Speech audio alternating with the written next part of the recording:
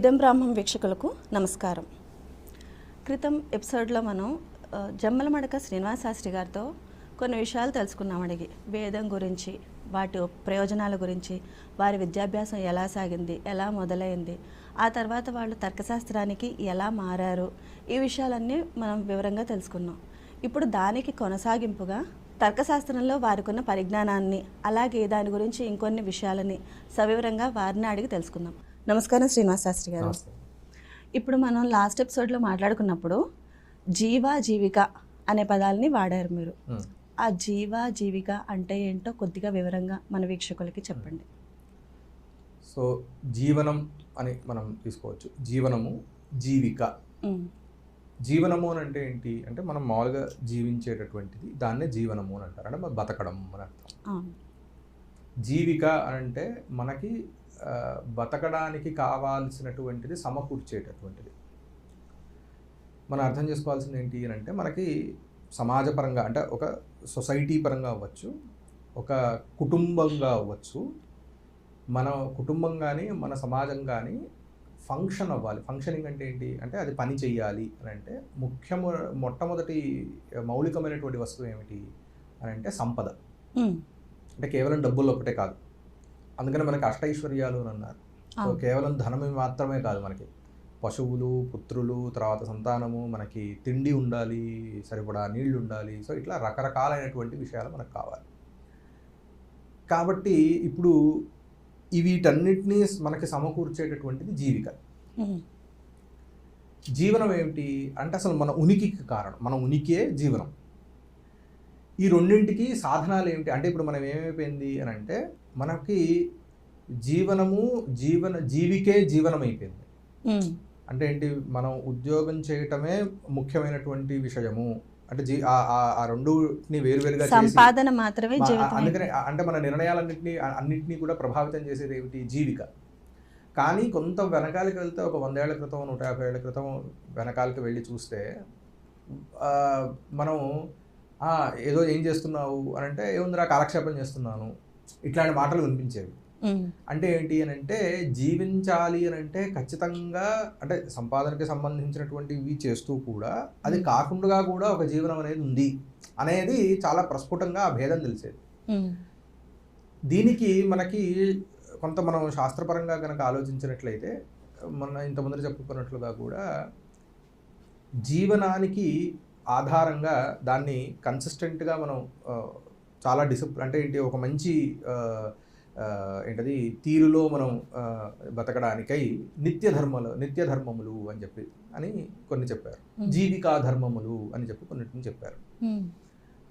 నిత్య ధర్మములు అంటే ఏమిటి అని అంటే మనం దానం చేయటం, అలాగే మన స్వాధ్యాయము, మనకి ఏదైతే విద్యలు మనం చదువుకోవాలి అని చెప్పని మనకి ఆనువంశికంగా ఉన్నవో ఆ విద్యలను చదువుకోవటము, అలాగే యజనము అంటే ఏంటి, మనము చేయవలసినటువంటి నిత్య నైమిత్తికములైనటువంటి కర్మలు. అంటే ఏంటి, అది బ్రాహ్మణులకైతే, త్రైవర్ణికులకైతే కనుక సంధ్యావందనం లాంటివి, నిత్య పూజ అనుకోండి. ఇప్పుడు దీనిలో చెప్పాలంటే నిత్య పూజలు. నైమిత్తిక పూజలు ఏమొస్తాయి, గ్రహణం వచ్చింది, లేదా ఇప్పుడు పండుగలు వచ్చాయి, లేకపోతే ఇంకోటి వచ్చాయి, ఏదో ఒక నిమిత్తాన్ని ఆశ్రయించుకొని చేసేటటువంటి పనులు ఏవైతే కర్మాచరణ ఉన్నదో, ఏవైతే మనకి ధర్మశాస్త్రాదుల ద్వారా మనకి తెలుస్తాయో వాటిని చేసుకోవటం. దీనికి ప్రయోజనం ఏమిటి అని పెద్దగా లేదు. ఇవి ఎందుకు చేసుకోవాలి అని అంటే మానవుడికి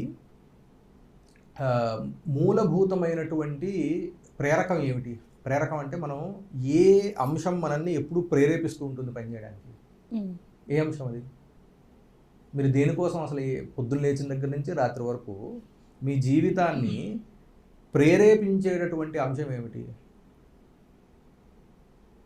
జనరల్గా ఈ రోజుల్లో అయితే డబ్బుని ప్రేరకంగా, డబ్బు కూడా ప్రేరకం. డబ్బు వల్ల మీరు అంటే ఇప్పుడు డబ్బు ఒకటే కాదు కదా, డబ్బు దేనికి మీరు ఒక సాధనంగా మీరు తీసుకోవాలి కదా, అంతే కదా. డబ్బునైతే తినలేరు కదా, మీకు ఆకలిస్తే డబ్బునైతే తినలేరు. కాబట్టి డబ్బు సరే ప్రేరకం అవ్వవచ్చు, కానీ దేనికి అది ప్రేరకం అంటే ఏ అంశాన్ని పూరించడం కోసం మనం డబ్బు వెనకాల పడుతున్నాము? మంచి క్వాలిటీ లైఫ్ కోసం. అది దానివల్ల ఏం సిద్ధిస్తుంది? మంచి క్వాలిటీ లైఫ్ ఏం దేనికి సాధనం అవుతుంది? దేనికి సాధనం అవుతుంది? అది క్వాలిటీ లైఫ్ అనేది మనం లగ్జరీ కార్ అనండి, లగ్జరీ ఇల్లు అనండి, లావిష్గా బతకడం అనండి, పిల్లల్ని మంచి స్కూల్స్లో జాయిన్ చేయడం అనండి, ఇట్లాంటివన్నీ మీకు ఏమి ఇస్తోంది? Lavish life. ఆ లావిష్ లైఫ్ ఏమి ఇస్తుంది మీకు? స్టేటస్ మీకు ఏమిస్తుంది? ప్రతి దాని వెనకాల ఒకటి అంటే అన్నింటిపైన నేను ఒక ప్రశ్న వేయవచ్చు, అది ఎక్కడో ఒక చోటకి వెళ్ళి ఆగుతుంది. ఏంటది? సుఖము. అంతే కదా? అంతే. మీకు లావిష్ లైఫ్ మీద ఎందుకు కోరిక అని అంటే అది సుఖాన్ని ఇస్తుంది అనేటటువంటి నోషన్. అవును. అంతే కదా? అంతే కదా? ఇంకోటికి అలా ఎందుకు అనిపించట్లేదు అంటే వాడికి ఇంకోటి ఏదో సుఖాన్ని ఇస్తుందని అనిపిస్తారు. చాలామంది డబ్బులు వెనకాల పరిగెత్తుతూ ఉండవచ్చును కాక, కానీ కొంతమంది పరిగెత్తట్లేదుగా, కొంతమంది ఎక్కడో ఒకసారి కనిపిస్తారుగా మీకు. కాబట్టి మనిషిని ప్రేరేపించేటటువంటిది ఏంటి అని అంటే సుఖము. ఇది ఫండమెంటల్. ఎక్కడైనా సరే ఆనందము, ఇట్లాంటి శబ్దాలు మనం చెప్పవచ్చు. దీన్నే కొంచెం మోడర్న్ టర్మ్స్లో చెప్పాలంటే పర్స్యూట్ ఆఫ్ హ్యాపీనెస్ అని అంటారు. ది పర్స్యూట్ ఆఫ్ హ్యాపీనెస్ అంటారు దీన్ని. కాబట్టి మానవుడిని ప్రేరేపించేటటువంటిది ఏమిటి అంటే సుఖాన్ని పొందాలనేటటువంటి కోరిక, దుఃఖాన్ని నివారించాలనేటటువంటి కోరిక. నాకు దుఃఖం వద్దు, సుఖం కావాలి. అంతే. ఇది ప్రతి వ్యక్తి కోరుకునేది, మానవుడి నైజం కదా. ఇదే జీవనానికి ఆధారం. వస్తుగత్య ఇదే జీవనం అంటే జీవనం మనం ఏం చేసినా అంటే పొద్దున్న లేచిన దగ్గర నుంచి ఏ టూత్ పేస్ట్ వాడాలి, ఏ టూత్ బ్రష్ కొనుక్కోవాలి దగ్గర నుంచి మనకి టిఫిన్లో ఏం తినాలి, భోజనం ఏం చెయ్యాలి, నేను ఏ కోర్స్ తీసుకోవాలి, నేను ఏ చదువులు చదువుకోవాలి, నేనే ఉద్యోగం చేయాలి, వీటన్నింటి వెనకాల కూడా ఏమున్నది? The notion of happiness. నాకు ఇది ఆనందాన్ని ఇస్తుంది, నాకు ఇది సుఖాన్ని ఇస్తుంది అనేటటువంటిది ఒకనొక కోరిక. ఇది ఫండమెంటల్ ఎవరికైనా సరే, ఇది ఫండమెంటల్. దీనిని కన్సిస్టెంట్గా ఎలా పొందాలి? సుఖం అంటే దీనికి తృప్తి అనే పదాన్ని కూడా మనం జోడించుకోవచ్చు. కొందరికి ఏమీ చేయకుండా కూడా తృప్తిగా ఉంటారు కొంతమంది మహానుభావులు. చాలామంది మనలాంటి వాళ్ళు తాపత్రయపడుతూ కూడా తృప్తిగా ఉండరు. కరెక్ట్. ఇది సాధారణంగా మనం చూసేది జీవనాల్లో ఉండేటటువంటి డిప్రెషన్స్ లేకపోతే యాంగ్జైటీస్ ఇవన్నీ ఎందుకు వస్తాయి? అది వాళ్ళ ఆలోచనని బట్టి ఉంటాయి. వాళ్ళ ఆలోచనలో వాళ్ళ మనసుకి ఏది నచ్చుతుందో దాని మీద డిపెండ్ అయి ఉంటుంది. కానీ ఎసెన్షియల్గా చూస్తే కనుక హాయిగా కూర్చున్నటువంటి జ్ఞానికిను విపరీతంగా వెంపర్లాడుతున్నటువంటి అజ్ఞానికిను ఒకటే ఆధారం ఏమిటి? సుఖం. వీడు ఎందుకు వెంపర్లాడుతున్నాడంటే ఇంకోటి ఏదో, ఇది కాదు ఇంకొకటి ఏదో చేస్తే నాకు సుఖం వస్తుంది, ఉన్నదాంతో కాదు నాకు ఇంకొకటి ఏదో చేస్తే సుఖం వస్తుంది అని చెప్పాలి. వీటిని మన పరంపర చాలా సులభంగా అంటే చాలా మంచిగా నువ్వు సుఖాన్ని నువ్వు ఎలా పొందవచ్చును, నువ్వు సంతృప్తిని ఎలా పొందవచ్చు నువ్వు అనే దానికై వాళ్ళు ఒక వ్యవస్థని వాళ్ళు సమకూర్చారు. ఈ వ్యవస్థని ఎవరో కూర్చొని సమకూర్చారని కూడా చెప్పడం కూడా తప్పే. ఇవెందుకు? ఋషులు దర్శించి మనకిచ్చారు. ఎవరో ఒకళ్ళు కూర్చొని ఆలోచించి ఇలా చేస్తే బాగుంటుంది అని చెప్పి డిజైన్ చేసి ఇచ్చినది కాదు. మన జ్ఞానం అంతా కూడా ఋషిప్రోక్తమైనటువంటిది. కాబట్టి ఋషులు దర్శించి వాళ్ళు ఇట్లా చేస్తే బాగుంటుంది నాయన అని చెప్పి మనకి అందించారు. ఆ విజ్ఞానాన్ని మనకు వాళ్ళు అందించారు. కాబట్టి మీరు నిత్య నైమిత్తిక క్రమాలు చేసుకుంటూ ఉండడం, మీ దగ్గర ఉన్నదానిలో మీరు ఉపయోగించుకొని మిగిలిన వాళ్ళకి పంచడం, ఇవేగా. ఇప్పుడు దీన్ని వర్ణాలకు అనుసరించి దీన్ని విభాజన చేశారు. బ్రాహ్మణుడు అయితే వాడికి స్వాధ్యాయము, యజనము, దానము అనేటటువంటి నిత్యకర్మలు అని అన్నారు. అదే క్షత్రియుడికైతే స్వాధ్యాయము, యజనము, భూతరక్షణము అని చెప్పారు. అదే వైశ్యుడికైతే స్వాధ్యాయము, యజనము, దానము అని చెప్పారు. క్షత్రియుడికి కూడా దానం ఉంటుంది, దానంతో పాటుగా భూతరక్షణ అని చెప్పినటువంటిది ఉంటుంది. శూద్రులకి ఏముంది అని అంటే కనుక గురు శుశ్రూష అని చెప్పారు వాళ్ళు. ఇవి వీళ్ళందరికీ చెప్పినటువంటి నిత్యకర్మలు. ఇవి ఏం చేస్తాయి మీకు అని అంటే మీరు ఇప్పుడు మన నైమిత్తిక, ఇప్పుడు మనకు ఉగాది రాబోతోంది, దాన్ని ఎలా ఆచరణ చేసుకోవాలి దానికి ఒక పద్ధతి ఉంది. దానిలో చాలా అంశాలు ఉన్నాయి. మనకి చాలా వరకు మనకు తెలియనటువంటి చాలా అంశాలు ఉన్నాయి. ధ్వజారోహణ చేయాలి. ఆ రోజున కుండలు, ఇప్పుడు మనం ఏదైతే నీటి చలివేంద్రాలని చెప్తుంటామో అవి ఏర్పాటు చేయాలి. అది అంటారు, ప్రపాదానం అని అంటారు. ప్రపాదానం చేయలేనటువంటి వాళ్ళు ఘటదానం చేయాలి, ఘటదానం చేయాలి. దాని ధర్మఘటము అని పేరు. నీటితో కుండని నింపి ఆ కుండని అవసరమైనటువంటి వాళ్ళకి ఇవ్వాలి. అది బ్రహ్మ విష్ణు మహేశ్వరాత్మకమైనటువంటిది, నేను నీకు ఇస్తున్నాను, దీనివల్ల నా పితృదేవతలందరూ కూడా సంతృప్తి పడుదురుగాక అని చెప్పిన ఒక శ్లోకం ఉంటుంది. దీన్ని మనం చాలా వరకు ఏమనుకుంటామంటే చలవేంద్రాలు పడుతున్నారు కొండల్లో మంచినీళ్ళు అంటే బాటసారులకి అటు వెళ్ళే వాళ్ళకి దాహం తీర్చడానికి మాత్రమే అంతవరకే తెలుసు. కానీ ఇది ధర్మశాస్త్రంలో చెప్పబడినటువంటిది. ఉగాది రోజు నుంచి 4 నెలల పాటు మీరు చలివేంద్రాలను ఏర్పరచాలి, ఇది ధర్మశాస్త్రం చెప్పింది. ఇదేంటిది? నిత్యకర్మ, ఇది నైమిత్తిక కర్మ అని చెప్పొచ్చు ఒక రకంగా. ఎందుకు? ఉగాది అనే నిమిత్తాన్ని తీసుకొని 4 నెలలు చేయాల్సినటువంటిది అని చెప్పాలి. ఇప్పుడు దీనిలో మీకు ఆనందం ఉందా లేదా అని అంటే ఎందుకు ఆనందం లేదు?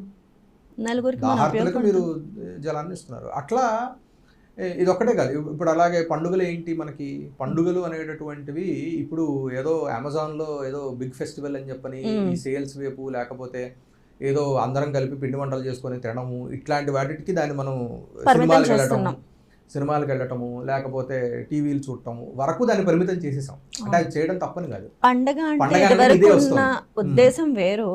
ఇప్పుడు మీరు అన్నట్టు అమెజాన్ లాంటివో ఇంకోటో బ్లింకిట్లో ఇలాంటివన్నీ ఏంటంటే ప్రతిదాన్ని ఆ ఫెస్టివల్ అంటూ ఫెస్టివల్ ఆఫర్స్ అంటూ వాళ్ళు స్వీట్లు అవి పంచడాలు, డ్రెస్సులు అమ్మడాలు, ఈ డ్రెస్సులు వేసుకుని ఆ స్వీట్లు తినేసి సినిమానికి వెళ్ళడాలు, ఇదే పండుగలా కనబడుతుంది. దీనిలో రెండిట్లోనూ అంటే మన శాస్త్రం చెప్పింది అవ్వచ్చు, ఇప్పుడున్నటువంటి ట్రెండ్ అవ్వచ్చు, ఈ రెండింటి వెనకాల మళ్ళీ ప్రేరకం అయితే సుఖమే.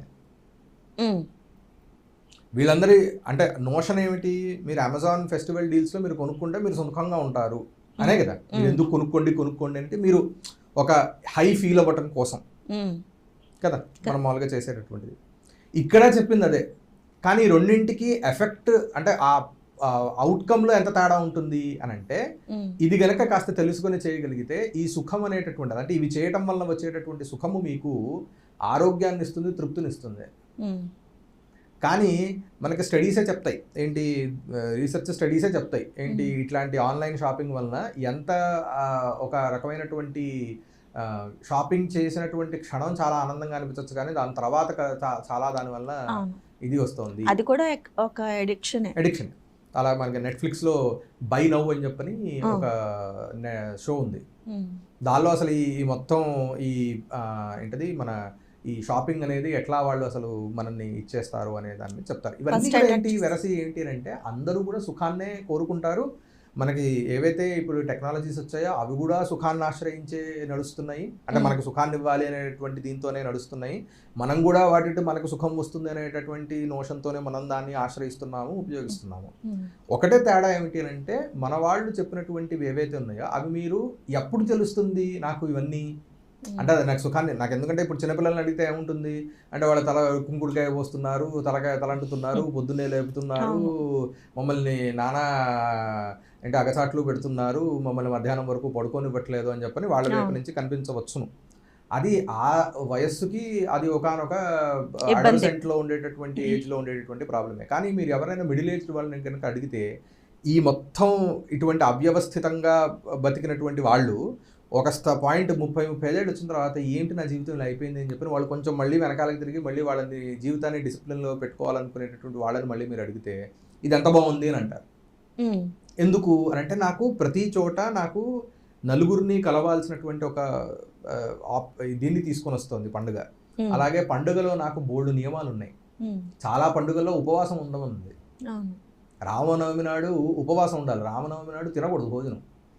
దశమి నాడు స్వామివారికి రామనవమి నాడు రామనవమి వ్రతం అని ఉంది. ఆ వ్రతం చేసుకుని దశమి నాడు రాముల వారి తారక మంత్రంతో హవనం చేసుకుని ఆయనకి ఇంత పెట్టి మనం తినాలి.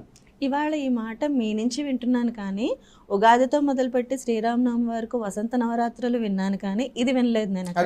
కళ్యాణం చేశారు కాబట్టి భోజనం చేస్తారు, అక్కడితో అయిపోయింది. కళ్యాణం చేయమని మీకు ఏ ధర్మశాస్త్రమో చెప్పదు. అది మనకి రాముల వారి మీద ఉన్నటువంటి భక్తితో మనం రామనవమి కాబట్టి, వస్తుగత్య రామనవమి ఏమిటి, రాముడు పుట్టినరోజు. రాముడు కళ్యాణం చేసుకున్న రోజు రామనవమి కాదు. కానీ మనము మన దేవతను మనం కొలుచుకునేటటువంటి పద్ధతుల్లో మనకి రాముడు అనగానే కళ్యాణమే గుర్తుకొస్తుందా, మనం కళ్యాణం చేసుకుంటున్నామేమో. దీనికి కొంత ఎక్కడైనా ప్రమాణం ఉండవచ్చును, కానీ ముఖ్యంగా రామనవమి నాడు చేయవలసినటువంటి పని మాత్రం ఏమిటి అని అంటే రామనవమి వ్రతం అని ఉంటుంది. ఆ వ్రతంలో ఏం చెప్పారంటే ఇప్పుడు కౌసల్య వడిన ఉన్నటువంటి రాముడి చిన్న బాలుడుగా ఉన్నటువంటి రాముడు యొక్క ప్రతిమ, అలాగే వెనకాల దశరథుడు చూస్తున్నటువంటి ఒక ప్రతిమను చేసుకుని ఆ ప్రతిమకి మనం రామనవమి వ్రతం చేయాలి. ఆ రోజు ఉపవాసం ఉండి దశమి నాడు రామతారక మంత్రం ఎవరికైతే ఉపదేశం ఉన్నదో వాళ్ళు 108 సార్లు హవనం చేసి రామతారక మంత్రంతో తర్వాత వాళ్ళు భోజనం చేయాలి అనేటటువంటిది. ఇట్లా మనకి ఈ వెరస ఏంటంటే ఇప్పుడు జీవనం అనేటటువంటిది వీటి చుట్టూతా మనకి యాక్చువల్లీ డిజైన్ చేయబడింది. ఇప్పుడు క్షత్రియుడికి అలాగే వీటన్నిటితో పాటు భూత రక్షణం అనేటటువంటిది, అంటే వాడికి వాడి పుట్టుకతోనే వాళ్ళకి ఆ ఇది ఉంటుంది, ఏంటి ఆ స్పిరిట్ ఉంటుంది, నేను జనాల్ని రక్షించాలి. అది ఏమిటి అని అంటే అది వాళ్ళకి సంతృప్తినిచ్చేటటువంటి సాధనం. సో ఇట్లాగా ఒక్కొక్కళ్ళకి ఇట్లా సంతృప్తిని ఇచ్చేటటువంటి సాధనాలు కానీ వీటిని మనం చూడాలి. మరి సరే ఇవన్నీ ఉన్నాయి, నేను ఇప్పుడు దానం చేయాలంటే మరి నా దగ్గర ఏమైనా ఉండాలి కదా. అంటే అప్పుడు మీరు ప్రాగ్మెటిక్గా ఆలోచిస్తే, మనం ప్రాక్టికల్గా ఆలోచిస్తే కనుక ఏంటప్పుడు మనకి జీవితానికి మనం నడవడానికి, మనకు నడవడానికి రోజువారీ మనకి దైనందిన జీవితం నడవాలిగా. మరి దానికోసం నేను ఊరికే కూర్చొని నేను సంధ్యావందనం చేసుకుంటాను, లేకపోతే నేను నిత్యకర్మలు చేసుకుంటాను, పండుగలు ఒకటే చేసుకుంటాను, నా జీవితం నడవం కదా. అప్పుడు ఏం చేయాలి? సరేనాయన అలాగే కనుక యాజనము, దానము, అలాగే అధ్యాపనము చెయ్యి అని చెప్పారు బ్రాహ్మణులకి.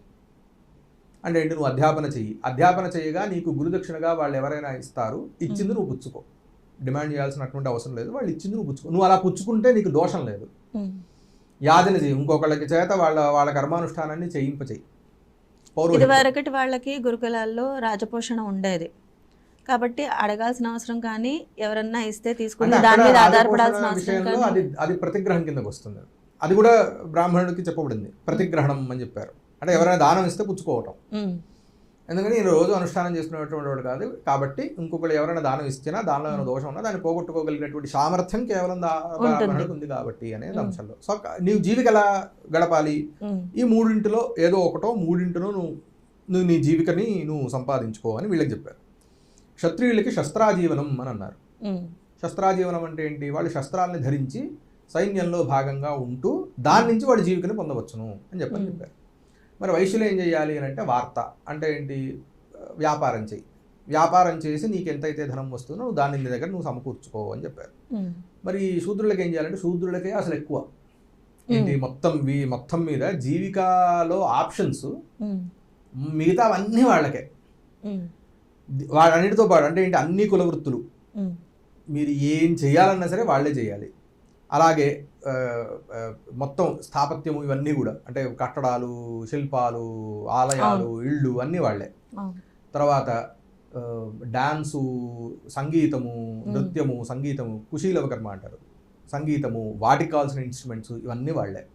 వీటన్నిటితో పాటుగా నువ్వు మళ్ళీ కావాలంటే వైశ్యుడితో కలిపి నువ్వు కూడా వ్యాపారం చెయ్యి అని చెప్పారు. ఓకే. ఇవన్నీ ఏంటి? వాళ్ళకి జీవికా ధర్మాలు. వాళ్ళకి చెప్పినటువంటి నిత్య ధర్మం ఏమిటి అని అంటే గురు శుశ్రూష. ఎవరో ఒక గురువు గారిని ఆశ్రయించి వాళ్ళ శుశ్రూష చెయ్యి అని చెప్పారు. సో ఇట్లాగా జీవికా ధర్మాలని, జీవన ధర్మాలని, అంటే జీవనానికి కావాల్సినటువంటి ధర్మాలని రెండింటినీ కూడా చాలా విడిగా అంటే చాలా ప్రస్ఫుటంగా ఒక ఏంటది ఇది రెండు వేరు అనే అంశం అనేది మనకి ఆ క్లారిటీ ఉన్నట్టుగా మనకు కనిపిస్తుంది. శాస్త్రం నుంచి చూసినా, మన పూర్వంలో కొంత మనం ఆలోచించి చూసినా కూడా ఉంటుంది. మనకి ప్రస్తుతం ఈ రెండు కూడా కలిసిపోయి జీవికే జీవనం, జీవనమే జీవిక, ఏది ఏమిటి అనేది తెలియనటువంటి పరిస్థితుల్లో మనం అందరం ఉన్నాం. కాబట్టి జీవిక కోసమే జీవిస్తున్నామా, జీవించడం కోసం జీవికకై వెతుకుతున్నామా అనేది మనకు తెలియట్లేదు. ఎందుకంటే మన నిర్ణయాలన్నీ కూడా ఏమవుతున్నాయి? మనం కేవలం మన జీవిక కోసమే నిర్ణయాలు తీసుకుంటున్నామేమో అనే స్థాయిలోనే మనం ఆగిపోయాం. నేను ఇప్పుడు ఈ కోర్స్ ఎందుకు తీసుకోవాలంటే దీనికి జాబ్ ఆపర్చునిటీస్ ఎక్కువ ఉంటాయి. సరే, జాబ్ ఆపర్చునిటీస్ ఎక్కువ ఉండడం వల్ల ఏమవుతుంది? సుఖం వస్తుంది, అంతవరకు ఆలోచించే పరిస్థితి కూడా లేదు. ఇప్పుడు జాబ్ ఆపర్చునిటీస్ అనేవి ఎవరికి చెప్పట్లేదు, గ్యారంటీ లేదు. అంటే ఇప్పుడు మనం చూస్తే కనుక ఇప్పుడు అన్ఎంప్లాయ్మెంట్ రేట్ ఉంది. అన్ఎంప్లాయ్మెంట్ రేట్ కనుక చూసుకున్నట్లయితే ఎవరైతే చదువుకోలేదు, ఎవరైతే పట్టభద్రులు కారో వాళ్ళలో అన్ఎంప్లాయ్మెంట్ రేట్ 3% మాత్రమే. 3% మాత్రమే.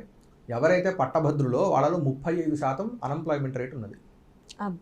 దీనిలో ఐఐటీస్ మనం చాలా గొప్ప అనుకుంటాం. ఈ ఐఐటీస్లో 25% అన్ఎంప్లాయ్మెంట్ రేట్ ఉంది. వాళ్ళ నుంచి బయటికి వెళ్ళే వాళ్ళలో 25% మందికి ఉద్యోగాలు లేవు. ఇది నేను చెప్తున్నది కాదు, డాటా చెప్తున్నది, దాని వెనకాల డాటా ఉంది. కాబట్టి ఇప్పుడు ఇది ఏమనుకుంటున్నాం, ఇది ఇస్తుందేమో అని అనుకొని అటు వెళ్తున్నాము, అక్కడ అది ఇవ్వట్లేదు, సో ఫ్రస్ట్రేషన్ వస్తుంది. మరి ఏం చేయాలి మనకి తెలీదు. మన దైనందిన జీవితం సరే ఇవన్నీ ఏంటి ఎప్పుడు మారుతూనే ఉంటుంది, ప్రపంచం ఎప్పుడు మారుతూనే ఉంటుంది. ఇప్పుడు మనకి పెద్ద యుద్ధాలు జరుగుతున్నాయి, మనకి ఇంట్లో గ్యాస్ సిలిండర్ రావడమే కష్టంగా ఉన్నది, తర్వాత రేపొద్దునే అవుతుందో మనకి తెలియదు, అన్ని రేట్లు పెరుగుతున్నాయి. ఇది ఇట్లాగే ఉంటుంది, బయట ప్రపంచం ఎప్పుడు ఇట్లాగే ఉంటుంది. ఆ ప్రపంచం మారినప్పుడల్లా మనం అతలాకుతలం అయ్యేటటువంటి పరిస్థితుల్లో ఎందుకున్నాము అని అంటే మన లోపల మనం స్థైర్యంగా లేం కాబట్టి, మన లోపల మనకి స్థైర్యం కొరబడింది.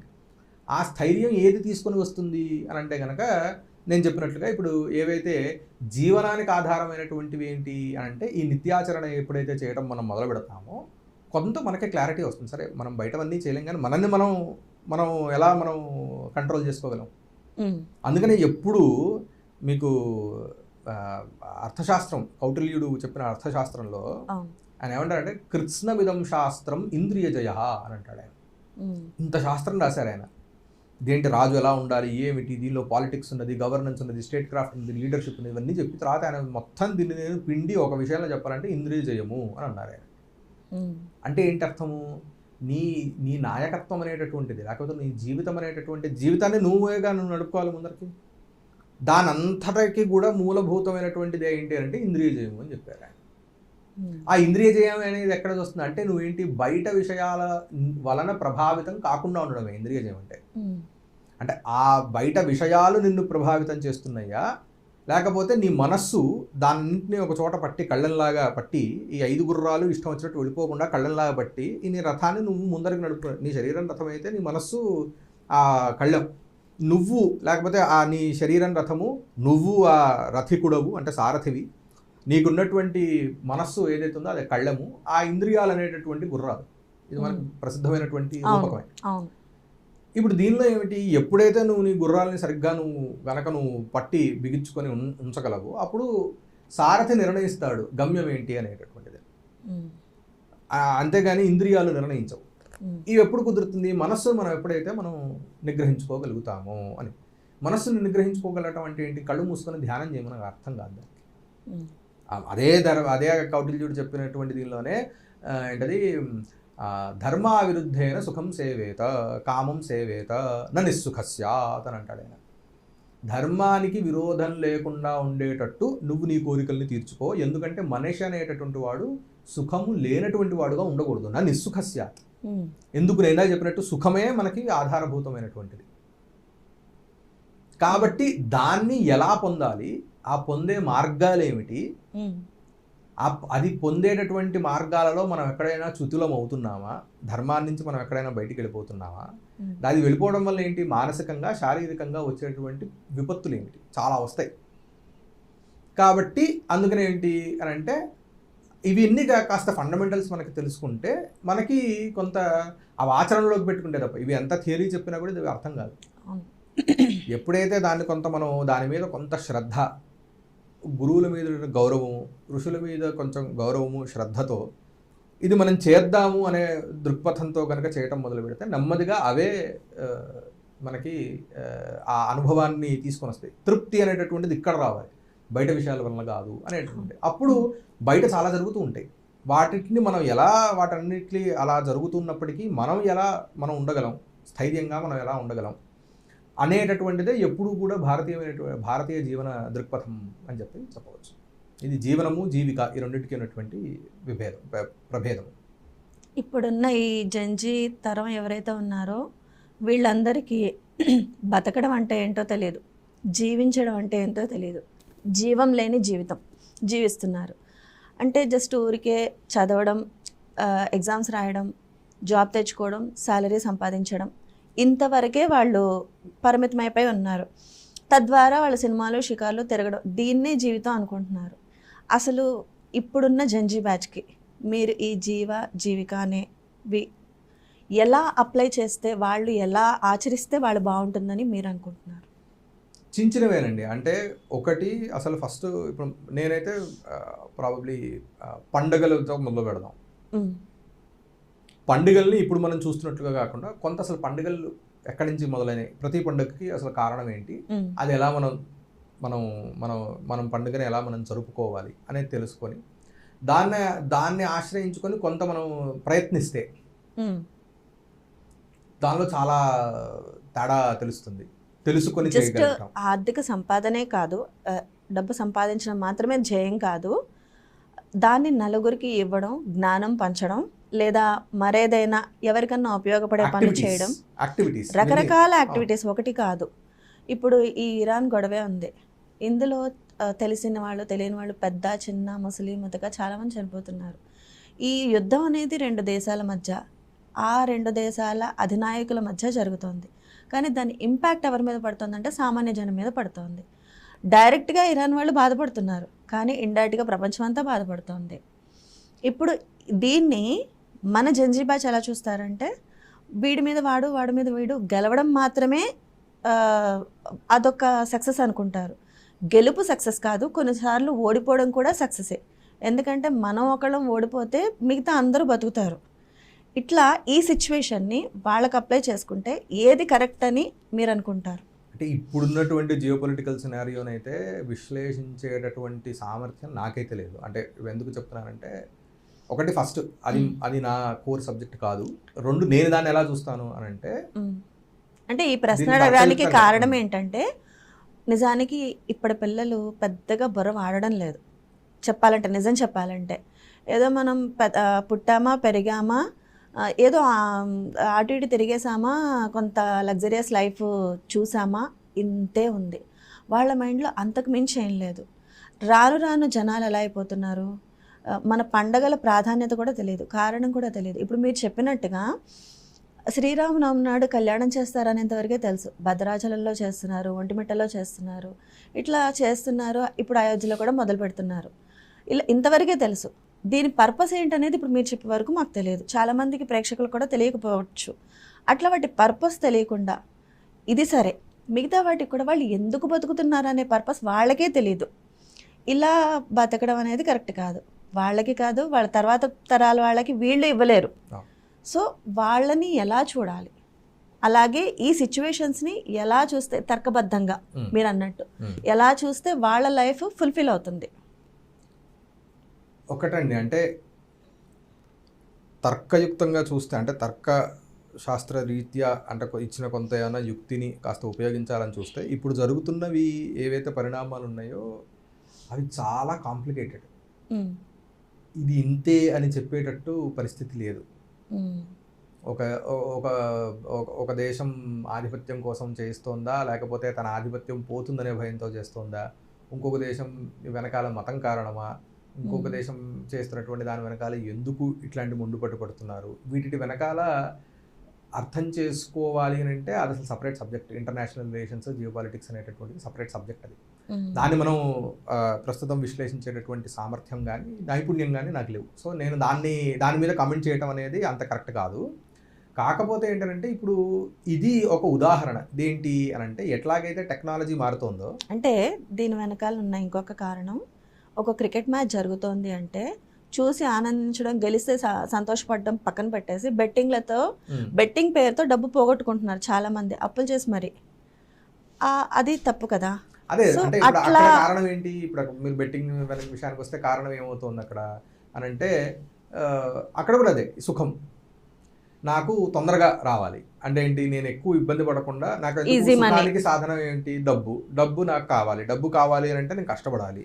కాబట్టి ఇక్కడ కూడా ఒక లోభం ఏమిటి అని అంటే, కష్టపడకుండా డబ్బులు సంపాదించడానికి ఏమైనా మార్గాలు ఉన్నాయా అని అంటే దానిలో ఒకటి వస్తుంది. కాబట్టి సో దీనిలో ఏంటి, అరిషడ్ వర్గాలు, కామ క్రోధ లోభ మోహ మద మాత్సర్యాలు ఏవైతే ఉన్నాయో. లోభం ఏంటి, నేను ఎక్కువ కష్టపడకుండా నేను సుఖపడటం ఎలా, సుఖాన్ని పొందడం ఎలా. సో దానిలోనే భాగంగా బెట్టింగ్లు అవ్వచ్చు, డ్రగ్స్ అవ్వచ్చు, ఆల్కహాల్ అవ్వచ్చు, ఇంటాక్సికేషన్ అవ్వచ్చు, ఏదైనా అవ్వచ్చు. ఇవన్నీ కూడా దేనికి, ఎందుకు తీసుకోవాలి ఎవడైనా? ఇప్పుడు మీరు ఏంటది డ్రగ్స్ తీసుకుంటే చాలా దుఃఖం వచ్చింది అనుకోండి, తీసుకున్న వెంటనే ఎవడు దాని జోలికి పోడుగా. ఎవడు కావాలని కాకరకాయ రసం తాగడుగా. ఎక్కడో ఉంటాడు చేదు ఇష్టమైన వాడు. కానీ చాలామంది కాకరకాయ రసం ఎందుకు తాగడు అంటే, తాగంగానే ఒక రకమైనటువంటి దుఃఖం అని అనుభవిస్తాం కాబట్టి అని కదా. కాబట్టి ఇవన్నీ ఏమిటి, ఇందాక చెప్పినట్టుగానే అదే. కానీ అదే ఎత్తున సుఖానికి సాధనం ఏమిటి, వాళ్ళు ఎంచుకున్నటువంటి సాధనం ఏమిటి అని అంటే, ఏదో ఒక ఫలానా ఒకటేదో తీసుకున్నారు, అది సుఖాన్ని ఇస్తుంది అని అంటే కొన్ని నిజంగానే సుఖాన్ని ఇస్తాయి ఆ క్షణానికి. ఏది డ్రగ్స్ లాంటివి కావచ్చు, ఇంటాక్సికేషన్ అవ్వచ్చు, ఆ క్షణంలో వాడికి వెంటనే సుఖాన్ని, అది డోపమైన్ అది ఇస్తుంది కాబట్టి అవును. వాళ్ళకి అది సుఖాన్ని ఇస్తుంది. కానీ దాని తర్వాత ఏమవుతుంది అని అంటే కనుక దాని తర్వాత అంతే వాళ్ళు కిందకి వెళ్తారు, అంతే అవును. వాళ్ళు తెలియనటువంటి ఒక దుఃఖాన్ని వాళ్ళు అనుభవిస్తూ ఉంటారు. తాత్కాలిక సుఖానికి ఇది లోబడి. అవుతుంటారు. సో ఏమవుతోంది ఇప్పుడు, అది సుఖ సాధనమే. మన చెప్పినటువంటి జీవన విధానము సుఖ సాధనమే. కానీ ఈ సుఖ సాధనానికి ఆ సుఖ సాధనానికి ఉన్నటువంటి వ్యత్యాసం ఏమిటి అని అంటే, అది తాత్కాలికంగా ఒక క్షణం ఇస్తోంది, దాని తర్వాత నీ శరీరాన్ని మనస్సుని రెండింటినీ కూడా అతలాకుతలం చేస్తుంది. తద్వారా పతనం మొత్తం అంతా నైతికంగా అవ్వచ్చు, అన్ని రకాలుగా పతనం. వాడు ఏం చేస్తున్నాడో తెలియదు, వాడితో ఎవడు ఏం చేస్తున్నాడో తెలియదు, తెలియనటువంటి పరిస్థితుల్లో మనం మిగతా అన్ని అబ్యూస్ అంతా కూడా చూసేదంతా కూడా అదే. ఇక్కడ చెప్పినటువంటి ఇది సుఖ సాధనమే. అది సుఖం యాజ్ అన్ ఇమోషన్ ఒకటే అక్కడ ఇక్కడ. అంటే ఈ సుఖం ఒక రకంగా, ఆ సుఖం ఒక రకంగా ఉండదు, సుఖం ఒకే రకంగా ఉంటుంది. ఈ సుఖ సాధనం ఏదైతే ఇచ్చిందో అది ఏం చేస్తోంది అని అంటే, నీ శరీరాన్ని బాగుపరుస్తోంది, నీ మనస్సును శుద్ధిపరుస్తోంది, తర్వాత మళ్ళీ నిన్ను ఇంకొంచెం బలవంతుడిని చేస్తోంది. అంతే కదా. ఉపవాసం నువ్వు సరిగ్గా చేయగలిగితే, శాస్త్రోక్తంగా నువ్వు కనుక జీవన విధానం ఏంటి, ఆయుర్వేదం ఏం చెప్పింది, భుక్త్వా శతపథం ప్రజయతి, తిన్న తర్వాత ఒక 100 అడుగులు వేయినైనా అని చెప్పింది. ఒక 10 నిమిషాలు నువ్వు వాక్ చేస్తే ఏమవుతుంది, నీకు వచ్చిన గ్లూకోజ్ స్పైక్ అనేది మసిల్స్లోకి వెళ్తుంది, కానీ అది నీకు కొవ్వుగా మారదు. ఇవే కదా చెప్తోంది. సో అది నీకు సుఖాన్ని ఇస్తుంది, ఇది నీకు సుఖాన్ని ఇస్తుంది. కానీ ఏ సుఖం నీకు తర్వాత నీకు ఉపయోగపడుతోంది, ఆ సుఖ సాధనం మళ్ళీ నిన్నెలా పరిపుష్టంగా చేస్తోంది. అందుకని మన వాళ్ళు చాలా 3 మాటల్లో మొత్తం అంతా జీవనాన్ని ఇచ్చేసారు: శాంతి, తుష్టి, పుష్టి. మీరు ఎప్పుడైనా మీరు ఆబ్దీకం కనుక చేస్తే, ఇంట్లో తద్దినం పెట్టినప్పుడు చివరిలో భోక్తల చేత ఆశీర్వాదం ఇప్పిస్తారు. శాంతి పుష్టిస్తుష్టిశ్చాస్తు అని చెప్పని. అంటే వాళ్ళ చేత ఆశీర్వాదం, నీకు శాంతి, తుష్టి, పుష్టి కలుగ్గాక. మీరు ఒక రకంగా ఆలోచిస్తే జీవనం మొత్తం కూడా ఈ 3 కదా. శాంతి, మనస్సు శాంతంగా ఉండాలి, మిగతా అందరూ నా చుట్టుపక్కల వాళ్ళు శాంతంగా ఉండాలి. తుష్టి, నాకు సంతృప్తి ఉండాలి. పుష్టి, నేను ఆరోగ్యవంతంగా ఉండాలి. ఈ 3 కావాల్సిన జీవితంలో. వాళ్ళు దాన్ని చాలా సుందరంగా ఒక 3 పదాల్లో వాళ్ళు చెప్పేశారు. మనం చెప్పినటువంటివి ఏవైతే ఇప్పుడు శాస్త్రోక్తమైనటువంటివి విధానాలు అవ్వచ్చు, అవన్నీ ఏమిటి అంటే ఈ 3 ఇస్తాయి. ఇవి సస్టైనబుల్గా ఇస్తాయి. ఇప్పుడు సస్టైనబుల్ డెవలప్మెంట్ గోల్స్ అనేవి పెద్ద SDGs అని చెప్పి దాన్ని పెద్ద ఇదిగా UN చార్టర్ చేసి దాన్ని చేస్తూ ఉంటారు అనమాట. మనకేమిటి అని అంటే, అది సహజంగానే ఈ పద్ధతులన్నీ కూడా సస్టైనబుల్గానే మనకి సుఖాన్ని ఇస్తూ ఉంటాయి, మన ఆరోగ్యాన్ని అలాగే ఉంచుతూ ఉంటాయి, మానసికంగా, శారీరకంగా. పర్యావరణం, మన చుట్టుపక్కల ఉన్నటువంటి పర్యావరణం కూడా ఇదిగా ఉంటుంది. దాని అంటే పర్యావరణం అంటే అది ఈ అట్మాస్ఫియరిక్ ఏదైతే ఇకలాజికల్ అంటున్నామో అది, మన ఇంట్లో ఉండేటటువంటి ఆలోచనలు ఇవి కూడా కొంత, అవి కూడా కొంత ఏంటది సాధారణంగా ఉండేటట్టు మనల్ని ప్రేరేపిస్తూ ఉంటాయి అన్నమాట. కాబట్టి ఇది ఏంటది బయట ఎన్ని జరుగుతూ ఉన్నప్పటికీ వాటిని మనం మార్చేటటువంటి శక్తి వైయక్తికంగా మనకు లేకపోవచ్చును గాక, మన చుట్టుపక్కల ఉన్నటువంటి దాన్ని మనం ఎట్లా కుదిరినంత వరకు మనం పెట్టుకోకుండా ఉండగలగటం అనేది మాత్రమే మన చేతుల్లో ఉంటుంది. ఇకపోతే శాస్త్రి గారు, వేదాలని త్రయం అంటారు. త్రయం అంటే 3 వేదాలు. మరి ఆ వేదాలు, అందులో 4వ వేదం అధర్వణ వేదంగా చెప్పబడింది. వేదాలని త్రయం అన్నప్పుడు వేదాల్లో అధర్వణ వేదం ఎలా వచ్చిందంటారు? మొదట వేదాలని త్రయీ అంటారు, త్రయీం కాదు, త్రయీ అని అంటారు. ఇది వేద త్రయస్త్రయీ అని చెప్పని అమరకోశం. త్రయీ అని అంటే 3 యొక్క కూడిక, అంటే ఒక గ్రూప్ ఆఫ్ 3 అని అర్థం. అంటే ఋగ్యజు సామవేదాలు అని అర్థం. దానిలో అథర్వణ వేదం రావట్లేదు. మనం మామూలుగా 4 వేదాలు కదా అని మనకు మామూలుగా ఉంటుంది. ఒకటి అర్థం చేసుకోవాల్సింది ఏంటంటే, ఈ క్లాసిఫికేషన్ అంటే ఇవి గ్రూప్స్గా ఎప్పుడైతే విభజిస్తున్నారో దానిలో వెనకాల ఉన్నటువంటి కారణం ఏంటి అంటే, శ్రౌత యజ్ఞాలు మనకి ఉంటాయి. శ్రౌత యజ్ఞాలు అని చెప్పని ఇప్పుడు మనకి నిత్యాగ్నిహోత్రులు చేస్తూ ఉంటారు. మనకి తెలంగాణలో కొంతమంది ఉన్నారు, మనకి అలాగే ఆంధ్రాలో కూడా చాలామంది ఉన్నారు. సోమయాగము, పౌండరీకము, వాజపేయము, ఈ శబ్దాలు మీరు వింటే కనుక ఇవి శ్రౌత యాగాలు అని అంటారు. ఇప్పుడు ఆ శ్రౌత యాగాలు అంటే శృతిలో చెప్పబడినటువంటి యాగాలు అని అర్థం. ఈ శ్రౌత యాగాలలో 3 వేదాల యొక్క ఉపయోగమే ఉంటుంది. ఋగ్యజు సామవేదాల యొక్క ఉపయోగం అనేది ఉంటుంది అక్కడ. అంటే ఆ 3 వేదాల యొక్క మంత్రాలని ఆయా క్రతువుల్లో విశేషమైనటువంటి సందర్భాలలో ఉపయోగిస్తూ ఉంటారు. అక్కడ అథర్వణ వేదం యొక్క ఉపయోగం అనేది ఉండదు. కాబట్టి ఈ 3 ఒక గట్టుగా దాన్ని ఒక దీనిగా చేశారు. కానీ మరి అథర్వణ వేదాన్ని ఎందుకంటే అథర్వణ వేదంలో ముఖ్యమైనటువంటి భాగం ఏదైతే ఉన్నదో అది మిగతా ప్రయోజనాల కోసం అక్కడ మీకు కొంత ఆ, ఆ, వైద్యానికి సంబంధించిన ఉంటాయి, కొన్ని సైకలాజికల్ వార్ఫేర్స్కి సంబంధించి. సైకలాజికల్ వార్ఫేర్ అంటే ఆభిచారిక క్రియలు అంటారు. ఓకే. దాంట్లో ఇప్పుడు మనం చాలా ఇదిగా దాన్ని చేతబడులు అనే అనవసరమైన పదంతో దాన్ని తీసుకొని వచ్చేసాం, కానీ అది చాలా గొప్ప విద్యలు అవన్నీ. రాజ్యాన్ని నిలబెట్టడం కోసం ఉండాల్సినటువంటి విద్యల్లో అవి చాలా ముఖ్యమైనటువంటి విద్యలు. ఓకే. అంటే మీరు ఒకప్పుడు మనం రాజ్యాన్ని నిలబెట్టడం కోసం వాడినవి ఇప్పుడు మనుషుల్ని పడగొట్టడం కోసం వాడుతున్నారు. అంటే రాజగురువు ఎవరైతే ఉన్నారో ఆయన అథర్వణ వేద పండితుడు అవ్వాలి అని చెప్పని నీతి శాస్త్రం చెప్తుంది. ఎందుకు అని అంటే కనుక మీకు అక్కడ ఈ ఆభిచారిక క్రియలు ఏవైతే ఉన్నాయో ఇవి ఎలా పనికొస్తాయంటే మీ శత్రువు మీద మీరు వాడు దండెత్తి రావాలనుకుంటున్నాడు, ఆ శత్రువుల్ని కానీ శత్రు సైన్యాన్ని కానీ అప్పటికప్పుడు అంటే తక్కువ సమయంలో నిలవరించడం ఎట్లా,